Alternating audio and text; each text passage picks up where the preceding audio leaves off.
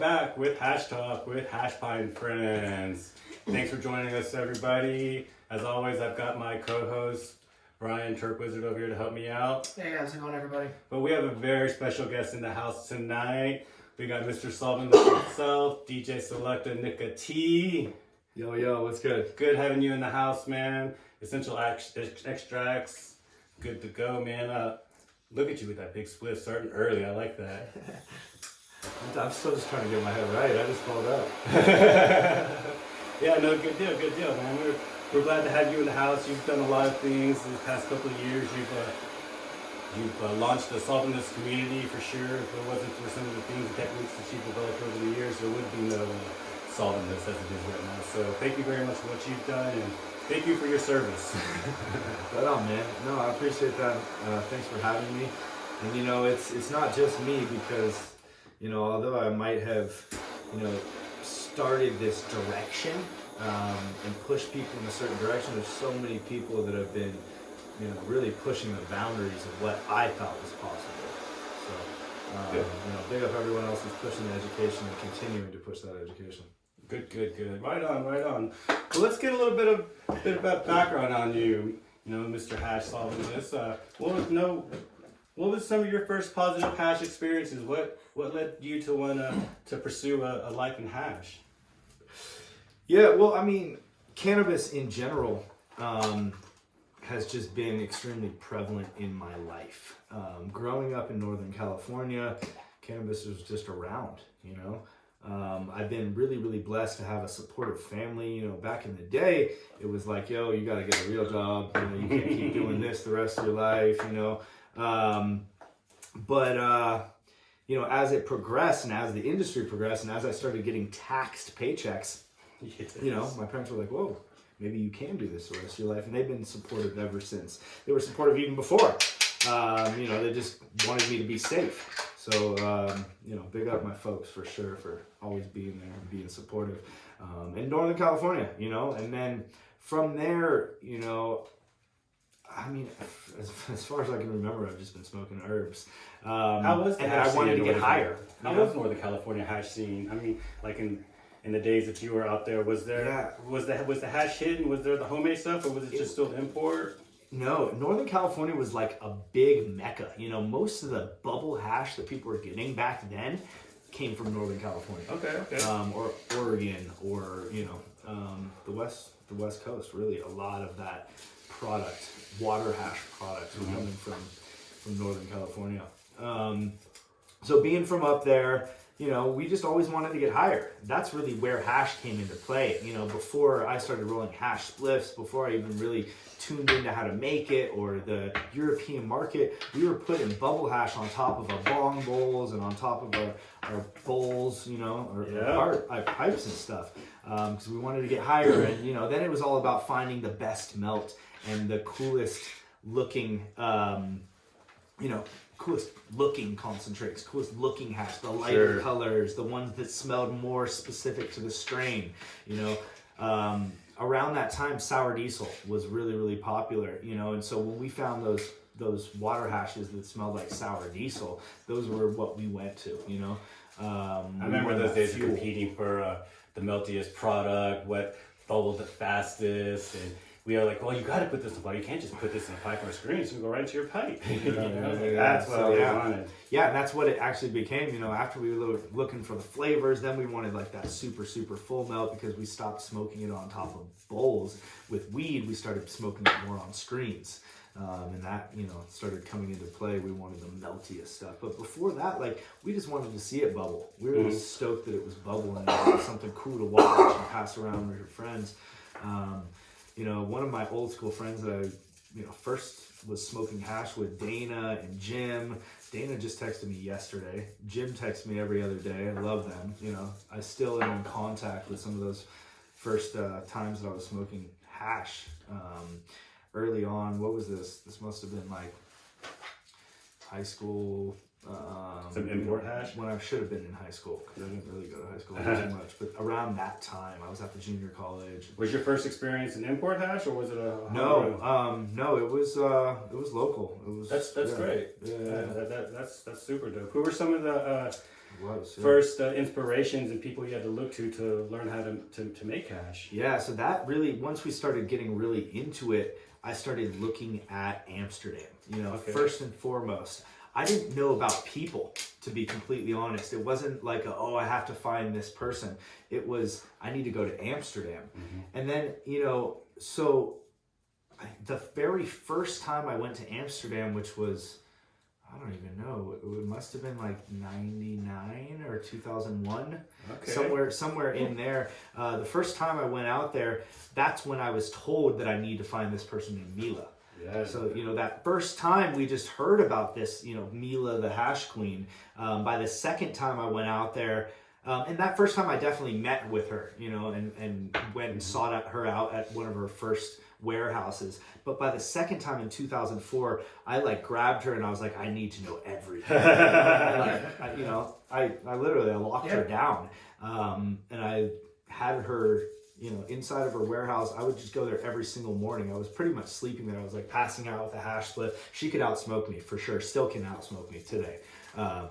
Yeah, I don't doubt that. She's the queen. Mila's a sweetheart. I've met her several times in Amsterdam. I've actually bought my first bags from her. 98, we bought an isolator bag set, you know, but it was just a pollinator shop, you know. We just knew her as a pollinator lady, you know, and we banged hash press and things like that. But yeah, she's definitely a pioneer, man. Amsterdam was the way to go for that. And so you got some of the same influences I do. I think that's great. And Amsterdam was setting the mark. They had all the import hash. Yeah. That's where I learned about things like 00 hash and you know, and then when they started doing like the whole jelly and things like that. You know, but Amsterdam set the mark. Yeah. We always looked to the European market for years, especially when it came to hash. You know, it really hasn't been until the last decade that you know, a lot of that trend has come to the U.S. You know, they called Denver, Colorado, the new Amsterdam when it first popped off. You know, out here, people were flying out here from Europe to experience a dispensary on every block. You know. Yeah, it's great because people were actually coming out here for strains and seeds and learning tech. When it's funny because we were traveling the world trying to learn tech and get strain and seeds from them. So now it's coming back to Colorado. I think that's great. You know what, 12 years ago, the dispensaries first started popping up here in Colorado, and it was wild, wild west. You could smoke in a lot of the dispensaries. So make hash in the dispensary. Yeah, so like, it was Amsterdam. Like when it first popped off, you know, the Green Mile on South Broadway, there was like 300 dispensaries within a mile. You know, it was a destination, and it still is. You know, it's just pivoting right now, and there's been a lot of changes. You know, and we wanted social consumption a long, long time ago, and I think that we might finally get that in the years or months. Hopefully, I would love to sit on a little cocktail table outside of a cafe like in Amsterdam, you know, for real, and just doing order breakfast. The one thing that Colorado lacks compared to the social scene or the cannabis scene in places like Amsterdam and now places like Barcelona. Barcelona really became the new Amsterdam when Amsterdam started disallowing tobacco smoke in coffee shops, and then the government started shutting down a lot of the coffee shops in general. You know, there's very few that are around now in Amsterdam. What do you think about the hash scene in Barcelona or in Spain? Barcelona is amazing. They have accelerated so fast. To be completely honest, there's hash makers and very small niche of our community and scene that's actually, I think, surpassed the United States at this point. You know, back in the day, it was Amsterdam in Europe, you know, that had surpassed us. Then we came in, you know, with the solventless and kind of converted these minds and showed people that you can make a product with just water that dabs like BHO. And why we came into play. That's why we coined the term solventless or solventless wax, is to compete with BHO to create a dabbable product. And now that, you know, we're there, you know, it's just been a trip. So anyways, Barcelona kind of caught on to like what we were doing here in the United States and, you know, some of the technologies. And I personally went out to Barcelona starting 5 years ago. I've been going there ever since, and teaching my methods, doing open classes, doing, you know, other seminars and demonstrations and stuff in Barcelona. And I'm not going to say I'm the only person. There's been a lot of other hash makers that have gone out there and taught classes and done their thing and done demonstrations. And even, you know, since then, it continues to be evolving. But there's people like Doc Hayes, and people like La Sagrada Farm, people like Slight from HQ. Man, there's so many names out there, but they're doing amazing things. You know, I learned about people being able to whip melt to create stability, you know, if it's a high enough concentration, from the La Sagrada guys, you know, so they're teaching me things, you know, that I didn't ever think was possible. So thank you, Spain, I think it's back and forth, you know, right now we're teaching them a ton. They're teaching us a ton, you know, it doesn't really matter where you are in the world if you're pushing for something, you know, and that's it. And it's funny that I just kind of said that out loud because somebody just messaged me, oh, I was making rosin because I had a t-shirt company 17 years ago. And it's like, I'm sure you were, you know? I'm sure there were a ton of other people that were making rosin that didn't call it rosin, that didn't know exactly what they were doing before even compassion really came out with that term, rosin, in 2005, which I think we'll get into in a little bit. Yeah, let's do that. Let's talk about the evolution hash, because I know hash made like a revolution right around the late 90s, early 2000s. We went from bubble hash, dry material, and then we started making to a more meltier product. I know, for example, when I was going to Amsterdam every year, that hashes kept getting more incredible. You know, they were increasing their bags on their washes, and they're picky about their strains. At this time, you know, people were even picking early and things like that to wash. So we started with the early 2000s.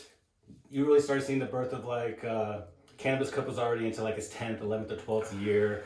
Competitions starting to pop up locally, hash offs and things like that. So I think that's when you started seeing techniques starting to arise, and so techniques started getting shared, and we're like, oh, well, this is what you need to do. So you need ice here, you need pure ice, you need to agitate with a hand wash with a spoon, you know, throw down the egg beater, because people were using egg beaters too at the time. They're like, no, that's too hard, or do this. And so people were learning, you know, especially with the micron bags at this time, because I remember I went from like a 3-bag to a 5-bag at that point. What year was that? You went from 3 bags to 5 bags? It's probably around the 2000s, yeah.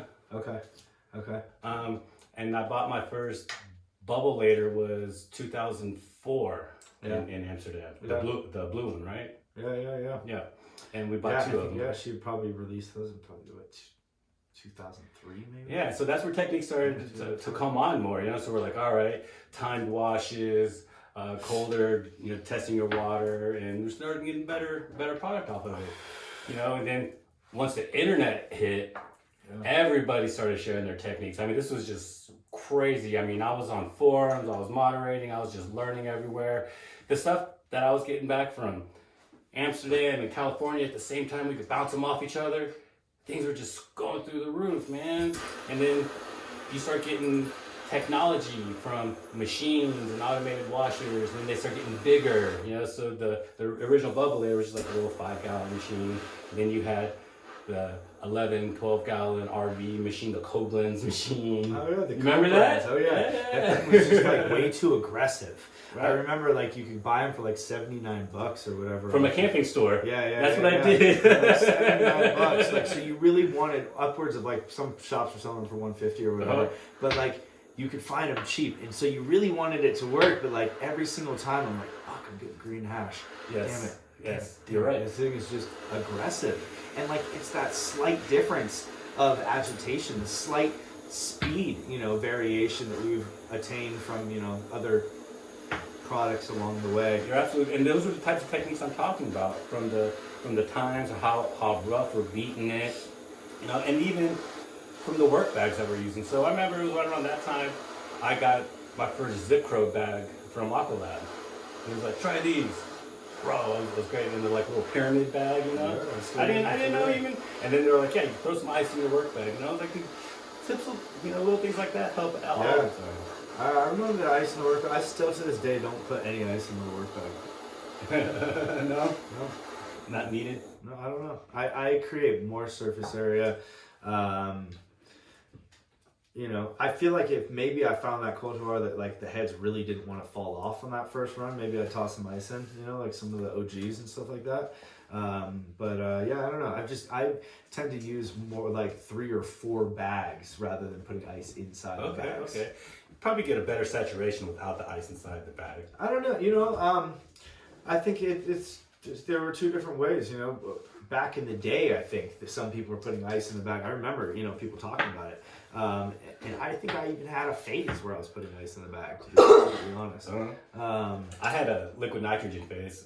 But to this day, yeah, now I don't put any ice in the bag. It's not in my SOPs. It's cool that you bring things like this up because I do reminisce and I do remember like seeing, you know, reading about that in Full Melt Bubble and, you know, even the pyramid bags. I'm pretty sure that's probably even where I first heard about them. I don't know, you know, I don't remember exactly where, but it's cool that you were still using them. I mean, Jeff's a good friend now at this point.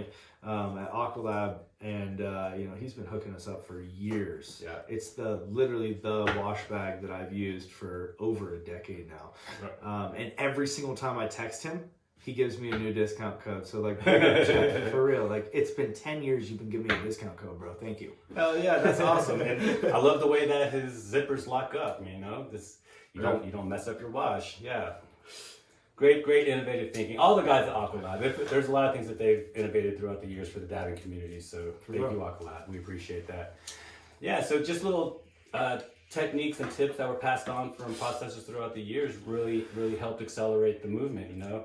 And then once we started getting into how fine we can wash it, I know there was competitions for like, if you can make it full melt and not leave any residue, do you get domes cleared? People were smoking it on very fine micron screens and trying to get domes off of it. Yeah, the FMCD, full melt clear dome. FMCD was like the end all be all. If you could attain the infamous FMCD, you were on your way to success in the bubble world. So once we get to that, now that we're talking about like quality, stuff like that, fine hashish, when did fresh frozen start? Because I know that was a game changer. That's what changed the whole quality.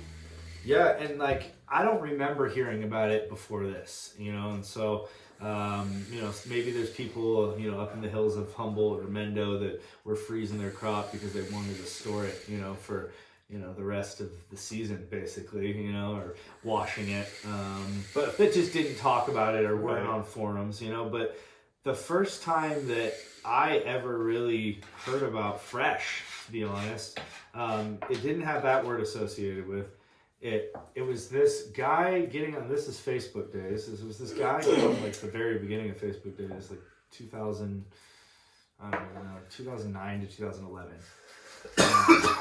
There was this guy coming onto my Facebook and just being like, "You don't make real hash, I make real hash," and he just kept doing that. It was like incessant, and in reality, he thought I was making butane hash because it looked so golden back then. That's what he kept coming out. "You're using chemicals." So he was all wrong in his, you know, coming at me. Like I was on his same team in reality, and now, you know, same team. He's a little, but you know, same team. Either way. But it was this guy, and he was just, you know, coming at me, you know, just aggressively. And then eventually, this one time that he came at me, he said something and it triggered something in my brain. So I'll forever give thanks to Joseph Pietri. You might be a fucking crazy kook. Thank you, bro. Thank you. Because he was like, "You don't make good hash, I make live hash." And I was like, what do you mean by live? Because I was always the antagonist. I was like, this guy's going to come at me, but what's his intent here? You know? Or like, you know, maybe I can learn something from this guy because he is the king of Nepal. Like I should give him a little respect. He was a big scholar back in the day. You know, led way to people like me. So big up all those that came before me. But he was like, "I make live hash." And I was like, "What do you mean? Like, let's break this down, Joseph. You know, let's talk about this, bro." And like at first he was hesitant. He was like, "Oh wait, this guy actually wants to learn. Like this is why I've been yelling at everybody for so long." I'm like, "Yeah, I've got a listening ear. Let's go, bro." And he basically was like, "I use it wet, you know, like live. Cut it straight off the plants and wash it or sieve it." And I was like, "Huh, interesting." When was this? What year this was? I've got to say it was like 2000. I'm really bad at my dates. I had this vision that it was like 2010, 2011-ish, because I was at Pink House. And I was at Pink House, I believe, from 2010 to 2012. Shout out Pink House. Could have been wrong on some of these dates. But either way, I just specifically remember who was there to help me. Yeah. And Stephen Lewis was there, so I know that at which facility. But this was the time that just is still ingrained in my mind. I don't know if this was the actual first time that we ever did fresh. Either way, this is like how I managed to remember it and all this ashy haze. We had this Hermie crop that was, day 49, I believe, maybe day 50. It started herming, and, the guys, the growers were looking at it like, what should we do with this? And I heard about it, and I have this little hash room in the back that I had built. And, I call up, the partner and boss, Elliot, and I'm like, yo, what's good, man? What are you going to do with this? He's like, I'll probably toss it. It's starting to herm. I don't know. This is such an early on. We didn't really know back then. And I was like, yo, let me run some of it. Let me run some of these rows. And he's like, yeah, go for it. And so me and Stephen Lewis, and I think even Angela was there helping out. We just literally started chopping these plants at the roots, flipping them upside down in big 55-gallon drums of ice water, and just spinning them with their own stalk. Okay? Yeah, I like it. Because homie was like, yeah, just run them live. So this is just literally my thought process. I'm like, oh, they're going to kill these plants anyways. Let's try it with these early plants. God. And this was Skywalker. This is pre-Skywalker OG, or before we really had the Skywalker OG cut, which is a Mazar blueberry phenotype, and it's kind of known to be Hermie. Mazar, talk about a lost strain. Mazar Sharif. Yeah. That's a lost strain, man. So this was the Skywalker that I was speaking about, and harvested it at day 49.50, and turned upside down and spun in an ice water bucket, and then we went to go and try and collect it, and we couldn't get it off the bag. We're like, oh shit. Whoops. It was just like, we could finally get it off the bags, and then when we go to try and do our sieve tech, back then I wasn't doing microplaning. We didn't start microplaning until like 2013, 2014 maybe. Sure.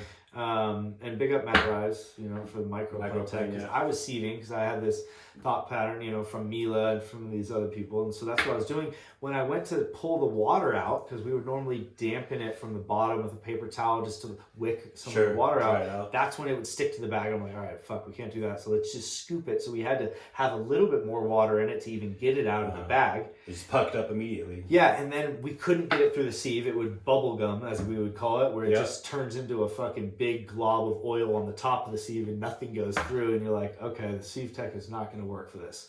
And like I said, this is pre-microplane tech in my mind. He might have been doing it before. Matt might have been. But before I had been doing the microplane. So I was like, fuck, what do we do? And so what we had to do is we made these parchment paper envelopes, basically. And we put that chunk of hash that I couldn't get fully dry, had water in it, into the parchment paper envelope, put that in a Ziploc bag, into another Ziploc bag just to be sure, and we would fucking freeze it, and we'd pull it out for 5 seconds on top of the freezer and just smash it with a hammer. And then we pull it out. I'm really high right now, this is fun. Pull it out and just smash it with a fucking hammer, right? And then, freezer. And we do that 10, 15 times until it was broken up as fine as we possibly could break it up, because we couldn't put it through our sieve. Right. And I knew that there was water still in it, so what could we do? This is the only option I had. We didn't have freeze dryers back then, and I didn't know the microplane tech. So, we would finally break it up super fine, and then we would spread it on these massive pieces of parchment paper in the cold room and shit, just as wide and big as possible, because they were fine chunks, and the second they hit the parchment, they would turn into oil and grease up. Yeah. So, just spread it super wide and shit. And then, I started thinking about this is not going to be viable. This takes up hella room. This is super hard to do. I couldn't get it off the bag. you know? And that's when fresh frozen really came to mind. I was like, you know what, why don't we freeze some of these plants? You know, let's chop them off the big stalks. And this was a separate round. This wasn't the Skywalker. This was something a little bit further on. Let's chop them off the fucking plant and put them into a bag and freeze them. And we were able to retain a lot more stability doing it that way rather than just running it live. Because running Skywalker live, especially early Skywalker, was really difficult. The final product that we ended up putting out there was, I'd say, in today's standard, definitely not dry. In 2010 standard, it was pretty fucking dry. We put it out there to the market and it looked like snot. You know, people had never seen it before. Right. You know, that was really when we started changing the color, not only the consistency, because we had made stuff that had that same really gooey consistency, but taking it early and taking it live, it was see-through. It was gooey. I feel like that's what really changed things. We wanted to mimic what was happening in the BHO world, and we're like, oh, fuck, we're onto something. We took it back to basics by freezing the plant, because the basics of water hash is to get the material to below 50 degrees or something like that to get the trikes real brittle to where slight agitation makes it knock off the plant. So with your live plants, it probably had so much water that you're never able to get it so cold, then get it brittle enough to just break off.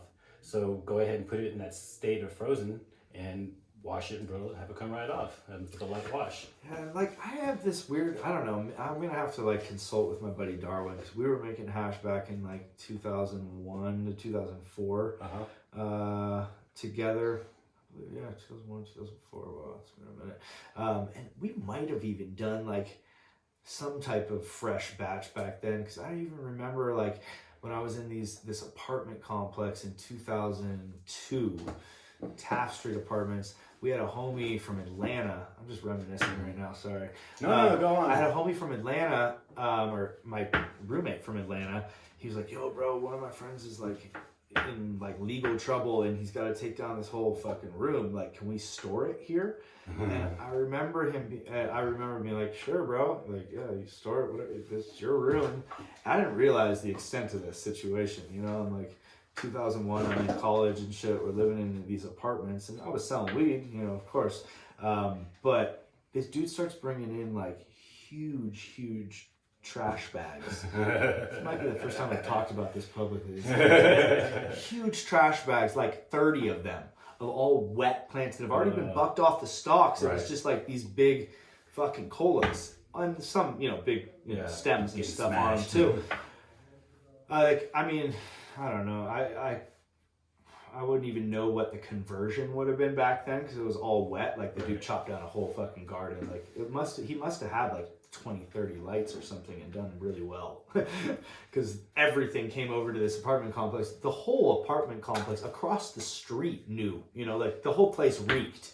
Like people thought we grew it, and they're like, "How'd you get away with growing it?" What do you do with that much fresh? It's all fresh material. What are you gonna do? Yeah, so we hung it throughout the fucking apartment complex. But some of it, I remember washing and freezing it, you know, and then washing it back then. But you know, we didn't call it fresh frozen. I didn't even think about what we were doing. You know, it was just like situational. We're like, "Fuck, we have all this shit. Like, let's shove some in the freezer. Let's shove some in the shoebox." Like, bro, like it was so much weed.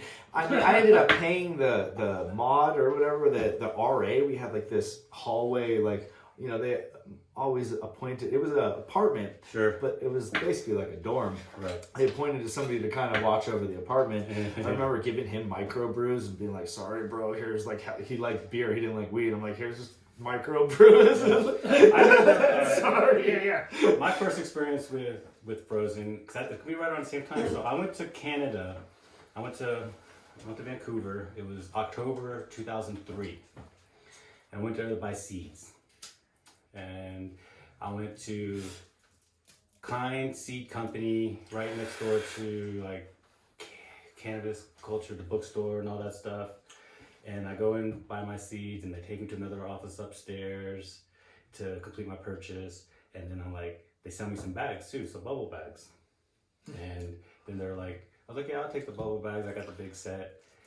And then they told me while I'm waiting on my seeds, that the new tech that they're doing, he mentioned bubble, man. But man, I may not be correct, but they were freezing trim.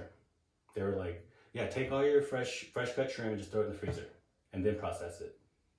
And so when I got back, we started doing it. And that was the first time that I did it. And it came out looking like peanut butter when it dried, like a nice light tan like that. Yeah. And we would dry it on sandwich bags that we cut out to the size of the puck, and we put it on top of our stereo receivers because everybody had audio receivers back then. Just trying to melt it. Yeah. And it dried it out. Yeah. So that we could smoke it. So that was my first experience with it. But then when I moved here to Denver in 2014, it was all about whole plant fresh frozen. That was the thing, you know. So that's where I first started fresh. So you're talking about the date. I think it was probably right around that same time. Yeah. It was going around. Yeah. And so yeah, we went from the technology get there. Fresh frozen, I guess that's when that started. It went from, you're the only person I've ever heard talk about a fresh run like that. So that's very great to hear about. Live run. Yeah. That's great, a live run like that. You know, and then, but so how do you smoke this stuff when we're making it? You know, that's the trouble that I came across. I was like, all right, it goes through a screen, it has to melt onto a... Because we were ahead of the technology. Absolutely. Yeah. But then now that I bring up Aqualab, I remember, I think he was the first one I saw that do it because I was in Texas, so I was behind the game. I saw the nail and the dome. And so that's great for like the BHO guys. You know, how's that work for us, you know, when we have the full melt stuff. So you were just showing me a video of you dabbing on a dome solving this. Yeah. That's old, you know. It's like being ahead of the game, no way to smoke it. And then there was the evolution of nails to like kind of like the banger.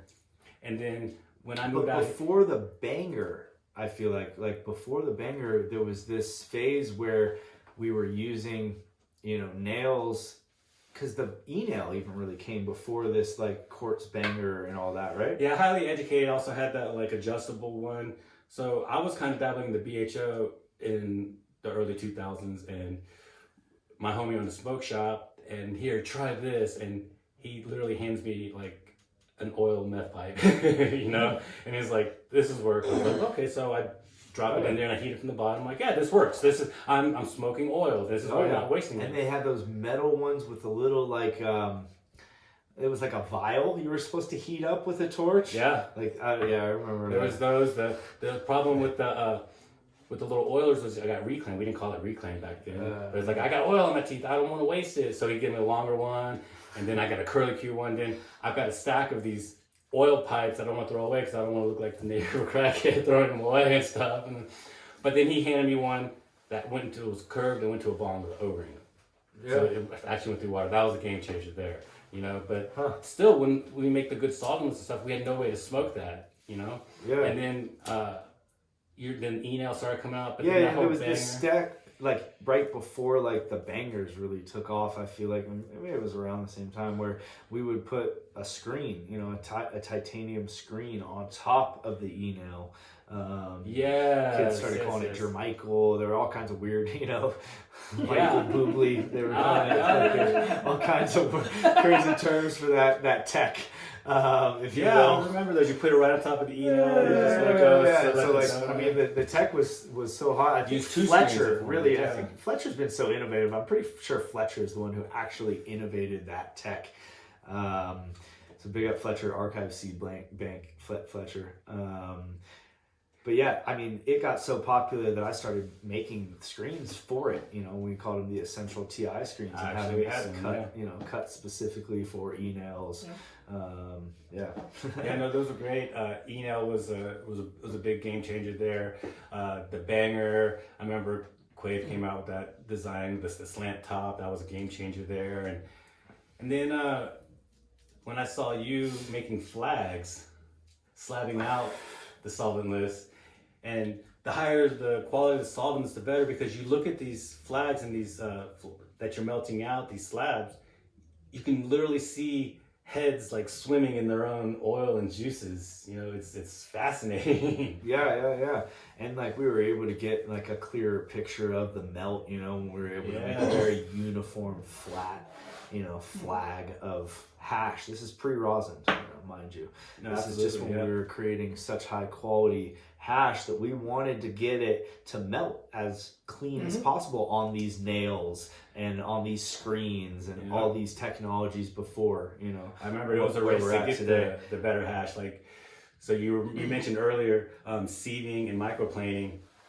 I loved the sieving tech. I loved it when it looked like that nice granulated brown sugar. That was the best. You just stared at it and it would melt.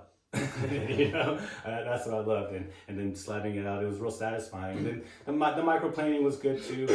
Microplaning to me made it actually look even greasier. Like the sieve tech, like I would get it to look like little fish eggs and stuff, and like melted fish eggs. But like when I started actually like playing with the microplane tech, I was against it for a long time because I was like, oh, it's trapping moisture, you're cutting the heads. When you are able to do it properly and remove as much moisture as you can, in the microplane tech without a freeze dryer, of course, back then, it was stuff that like melted down completely flat and looked see-through in oil. As long as microplaning, I was able to do that every once in a while with sieving, but it had to be a very specific strain. Yeah. My problem with the microplaning was that it was, I don't know, it was kind of like a turd polisher, because I would get some washes and it would look great. They stored it in the fridge. I got that. And then when I dabbed it, it just went straight boo-boo, and it looked good like that. And I was like, but I've had some really good microplane stuff back in the day, right around those same times that were coming out of those guys from back in the day, River Rock and stuff. It was really good stuff. And it would dab out nice, and also you could put it on. And then it got to the point where there was like sifting, the sift hash, and you got jars of sift and just take a nice little spoonful and put that on the now and go forever. I think Cuban growers one that gave me a big fat dab of the cookies and cream. It was 2015 cannabis cup. His actual dry sift. Yeah. Oh my God, that was the game changer there, man. And Cuban like really set the standard, I feel like, in the U.S. for sift, because previous to that it was like, like isolating the heads. No, it was like Skunkman Sam and like 3 other people in the world that were able to achieve this 99% heads. Yeah. The separation of the heads is hard to do. I mean, I saw all sorts of things going out there, sifting and static tech and all sorts of stuff. Cuban had to go, but it also strains too. You're not going to do that with everything. 100%. And Cuban, and the combination of Cuban working with Mike at Exotic Genetics was just a winning combination. So big up the family. Yeah, that cookies and cream was legendary when that dropped. But those were good times, man. I miss the Cannabis Cup days out here in Denver. Yeah, that was great. So now we're just about like a 2014-ish, 2015-ish. And then we had this revolution. Rosin hit us, and these t-shirt presses started hitting us, and people all of a sudden wanted to go into commercial production for rosin. Let's talk about that a little bit, because I remember seeing these presses, and a couple of companies were doing these collabs. I was like, oh man, it's a Godzilla t-shirt press. And then people started doing hydraulics and things like that, man. But there were some really cool people back then that really set the standard for rosin back in the day. For sure. And you had just touched on it previously, where everyone started sharing online, even before this. But I always got to big up Confashion, because back in 2005, 2000, somewhere in there, he really coined that term rosin, because he was really, really crudely creating something that now today has been a lot more commercialized. But he was taking his full melt bubble hash, and he was taking like a hot, stainless steel bowl, hot spoon, and he was basically just pushing the spoon onto this hash, and he was noticing this ring separate on the outside of the bubble hash back then, and then he would like grab that up and put that on something, put that on the screen, and it would melt like fast, like into nothing. Yeah, that was absolutely the first rosin. That was like 2005. International Canographic days. Full melt bubble. I remember doing that. I took my big black ball of hash and I rubbed it on the bowl to get it out, and I remember those days. I had no way to smoke it. and it wasn't viable, and Yeah. it was really only for the hash maker, themselves that kept that little teeny dab to little be like, treat. oh my god, Yeah. that was so good. Nobody else gets this. But That was the first rosin. yeah, he coined that term. He's the one who first said rosin in a forum. Really, that's what he called it, because the term existed previous to us using it, and he just kind of went with the closest thing that made sense to call it that little bit of oil that was left on the outside of his bowl. But what it changed from spoon. But the 10 years from 2005 to 2015. Talk about really, change. and I really attribute that to Phil Soil Grown, when he started pressing flowers. He started using a hair straightener, because we had a little chat in Venice Beach and did a little history and stuff, and so now I get to really get in and have the full perspective, right? So he started using a hair straightener on flowers and seeing that same ring, but getting fresher flowers and finding these variables. So he was the first to use a hair straightener for flowers. For flowers. Previous to that, we were using hair straighteners on hash to make those flags. Yeah, exactly. Right? Exactly. So Phil's idea, and I didn't really realize this, but he was watching us. Phil was watching us at that time, and he was like, these guys are using the hair straightener. I'm going to try it on a flower instead of hash. And that's what he said. I had no idea that there was that correlation until he said that on stage. But he started putting it on flour, or doing it on flowers, and seeing a viable enough yield, and being like, basically, you can do this at home. And Phil was really, vocal about it, and he was sharing his tech. He was like, yo, look what I did, and this is how you do it. And he started telling people. And so really, Phil is what changed things. Soil Grown, big up yourself, family, because that's what changed things. That's what made rosin commercially viable. From 2005, when Compassion coined the term and was maybe yielding 0.00001, to Phil Soil Grown taking flour and yielding upwards of 30%, maybe higher, right? From a dried flour, having some moisture. Sure. These pretty big yields. No, that's a game changer. Somebody to think about that. And so, us being in a licensed lab, regulated lab, we had the opportunity to play. The second we see something online, we're like, okay, put this into action. Yeah. And we started playing with our hash, and we started pressing hash with these t-shirt presses. Yeah. And then D-Nail came out with a little bit modified t-shirt press. We snagged one of those. The first companies that would come out with anything, we would buy them up. And then how long did it take to break your first one? Oh, I think we were breaking them every day. And modifying them. That's how you learn. That's how you learn. Well, the very first time I had full melt product that was actually called that, as well as rosin, was from your company. was from Essential. Well, and there's other people that did it. We might not have been the very first. Well, it was my first experience. But we were, I think some of the first company to commercialize hash rosin. To really get it onto more than a shelf or two. We started getting it on 100 shelves, 200 shelves. Quick. So yeah, no doubt.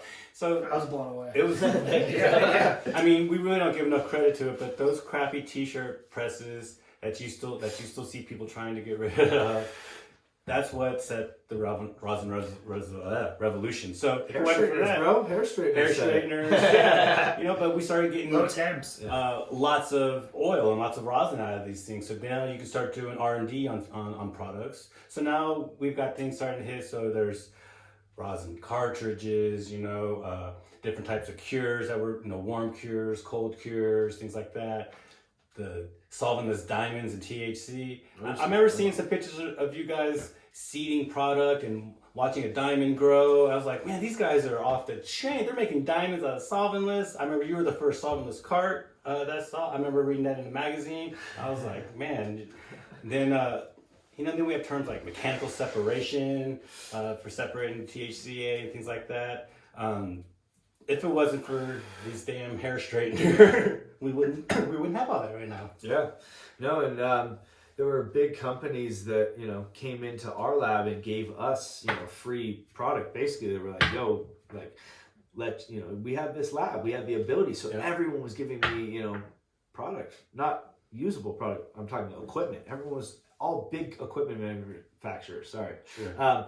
I had companies from the cold brew industry contacting me, being like, "Yo, we think that this equipment's gonna work great in your lab." So we were R&D all kinds of stuff back then, you know. And people like Pure Pressure brought in one of their first presses to us, and you know, it was more, you know, more of the same, but a lot more automated, bigger press. But it really didn't have a variable speed coming down. You know, you could go slower, but you couldn't like really stop it and go real slow by incremental. And you know, when Sam in the lab and everyone in the lab was like, "Yo, we just need something that we can fully control, the PSI almost." Right. That's when Pure Pressure came back and was like, "Okay, we got something for you." Like they went back to their manufacturing facility and like tweaked in the lab, and that's when like they brought us one with a toggle switch, and we're like, "Yes, you can go down by like between like 1 and 5 PSI with this toggle switch." And even since then, it's gotten even further, and where you can press a touch screen, you know, instead of the toggle switch. Sure. So real quick before we sign out up in here, what do you think the future holds for solventless and rosin? Are there any techniques that we haven't tackled yet? Is there any new separation techniques? I think we're going to continue to learn. You know, different cannabinoids are basically melting at different temperatures, you know. Different terpenes burn off at different temperatures. But basically what I'm saying is, like, I've noticed, and this is just physical, you know, when I'm pressing CBG and things like that, because I'm now getting all this flower that's really, really high in CBG and other cannabinoids, I wasn't extruding a lot at my normal 160 to 180 temperatures. It wasn't until I raised the temperature where I could actually get anything out of it. Okay. Still really, really Find that small zone. yields and stuff like that.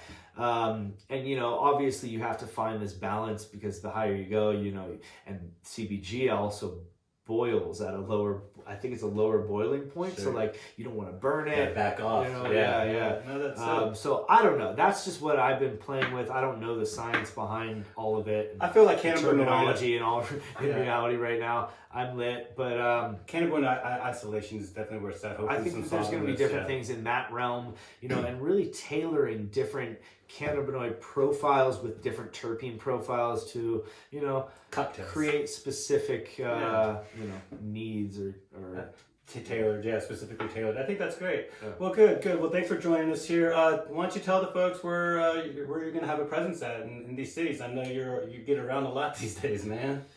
Yeah.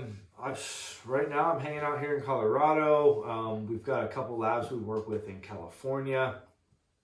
Working on coming back here and on shelves in Colorado. You heard it, folks.